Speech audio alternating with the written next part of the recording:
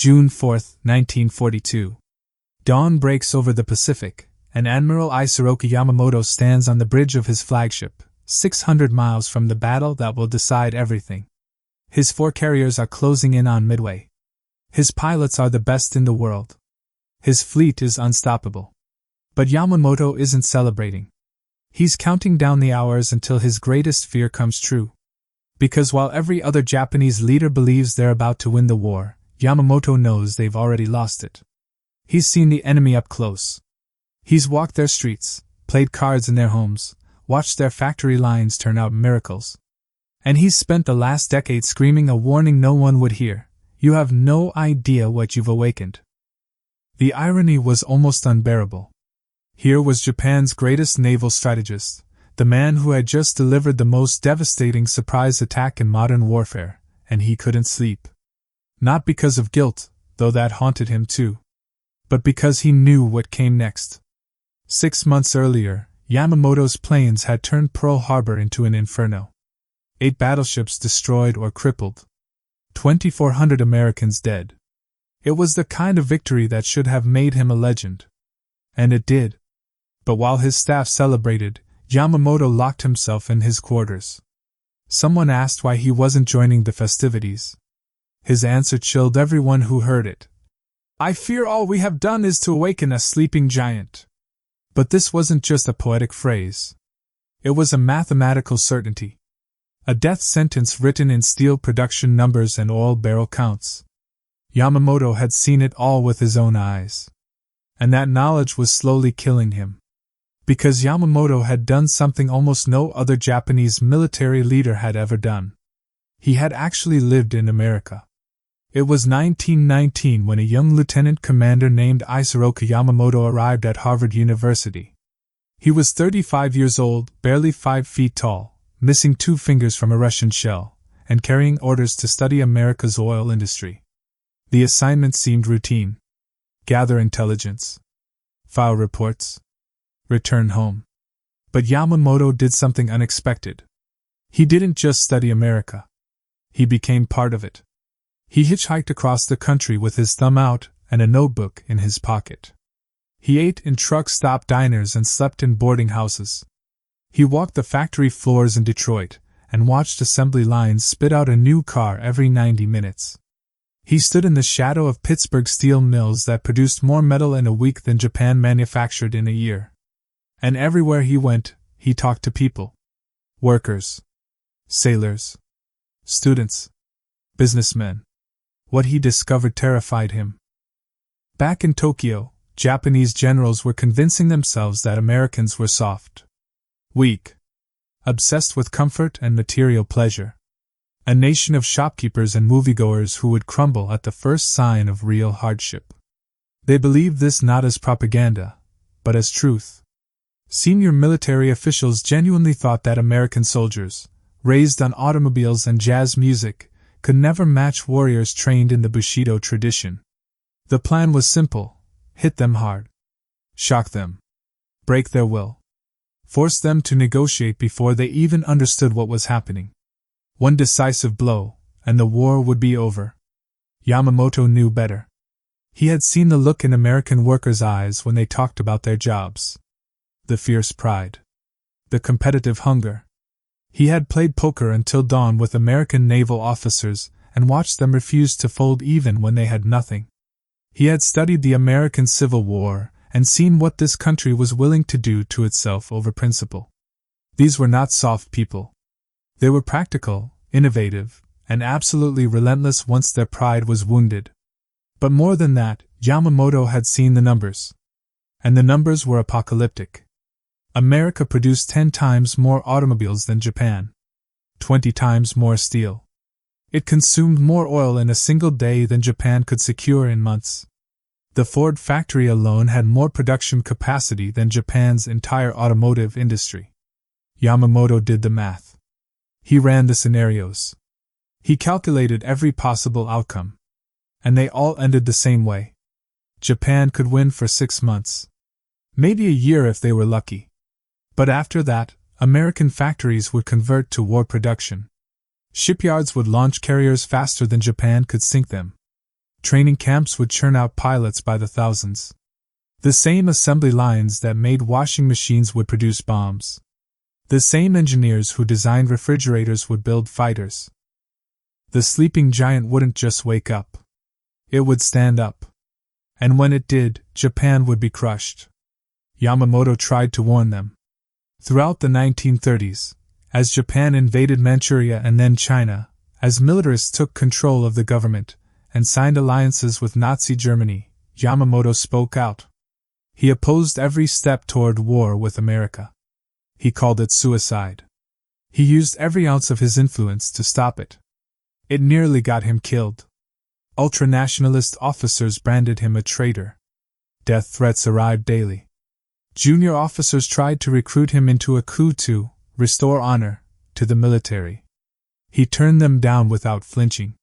Finally, in 1938, his superiors gave him command of the combined fleet, partly as a promotion, partly to get him out of Tokyo before someone put a bullet in him.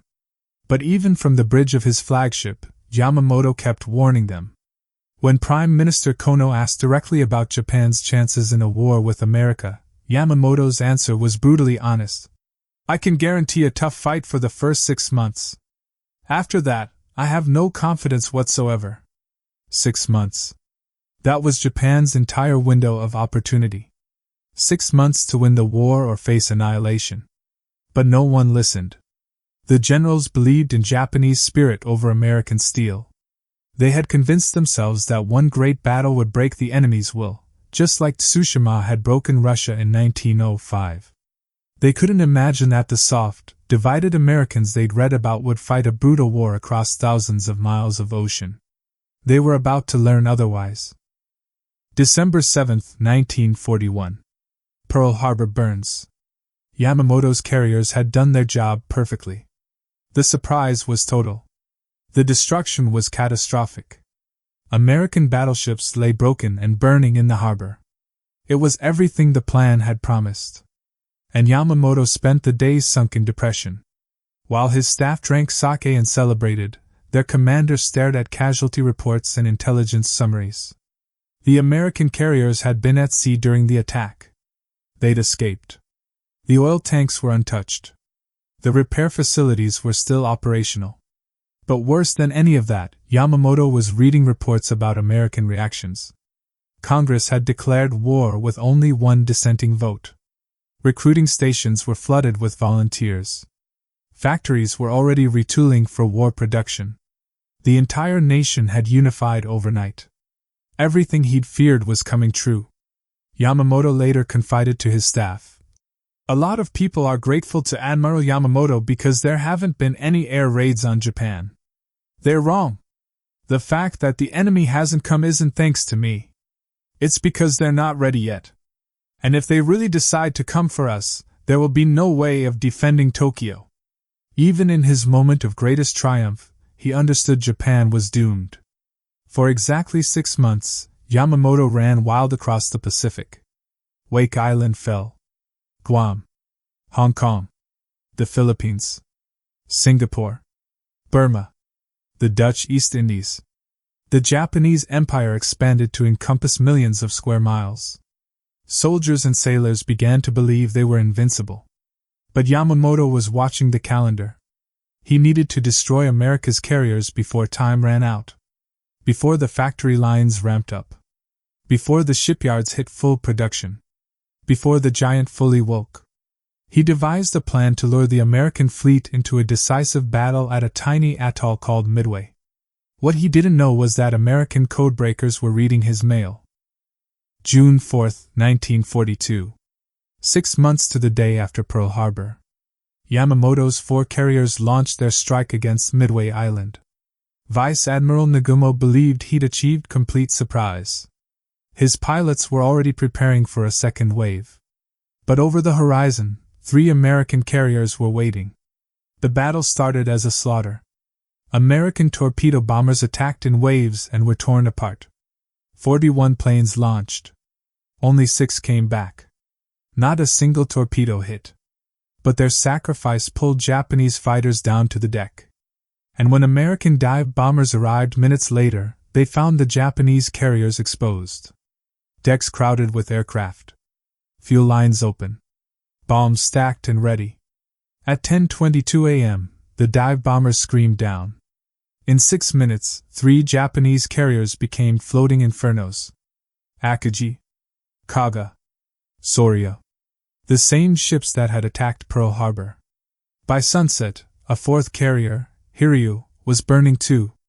Japan lost 4 carriers and hundreds of irreplaceable pilots in a single day. The 6 months were over. Aboard the battleship Yamato, Yamamoto received the news in silence. His staff watched him carefully, expecting rage or grief. Instead, his face showed nothing. Stoic. Calm. Resigned. But inside, something must have broken. Because everything he'd predicted for a decade was now unfolding exactly as he'd warned. The victories were over. The tide had turned. From this point forward, it would be nothing but retreat and death and burned cities. And there was nothing he could do to stop it. The war ground on for another 2 years after Midway, and every battle proved Yamamoto right. On Guadalcanal, Japanese soldiers discovered that Americans weren't soft. They were tough, determined, and supplied with more equipment than Japan could dream of producing. While Japanese troops starved in the jungle, American Marines received hot food, medical care, and steady reinforcements.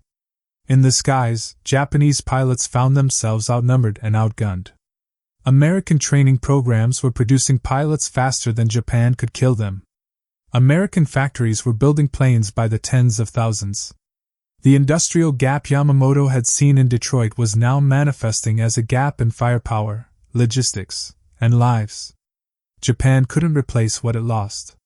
America could. By 1943, American shipyards were launching a new carrier every few weeks. 50 carriers in a single year.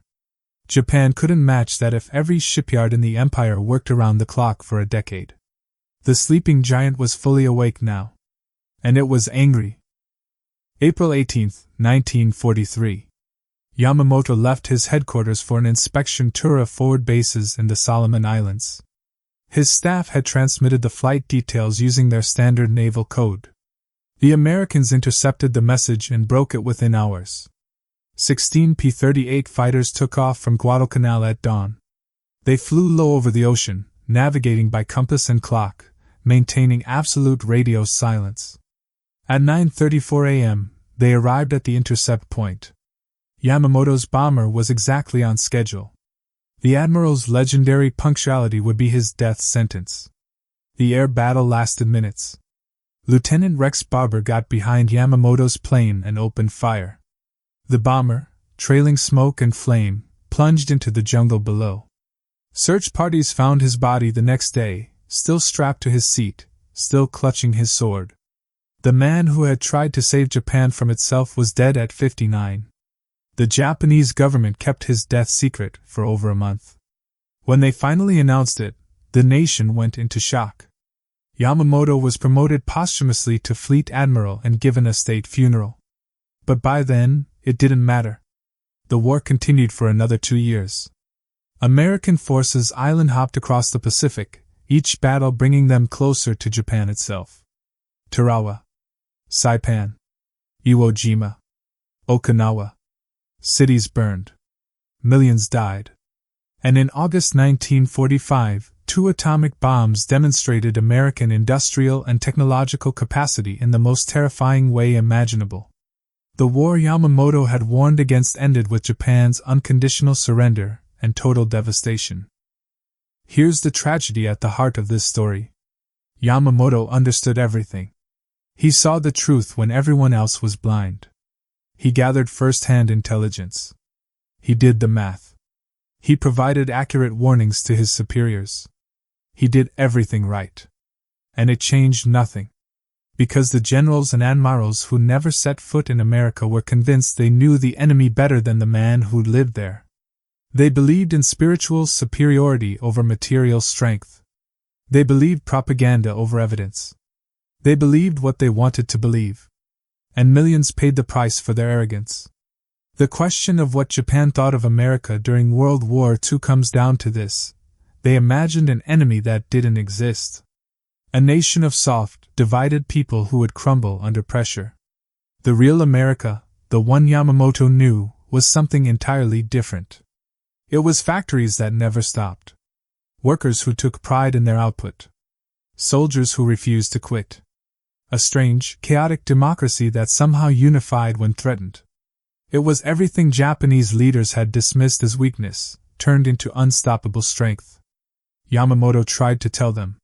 He spent 4 years in America. He played poker with them. He watched their assembly lines. He understood their character. And he spent the rest of his life screaming a warning into the void. Nobody listened. The one man who truly knew the enemy could do nothing but watch as his country walked into a war it could never win. And in the end, he was right about everything. 6 months of victories, just as he predicted. Then Midway. Then 3 years of grinding defeat. Then fire falling from the sky and cities turned to ash. Yamamoto died in April 1943, shot down over the Pacific. But in a way, his real tragedy was that he lived long enough to see his worst fears confirmed. Long enough to watch Japan learn, slowly and painfully, what he tried to teach them from the beginning.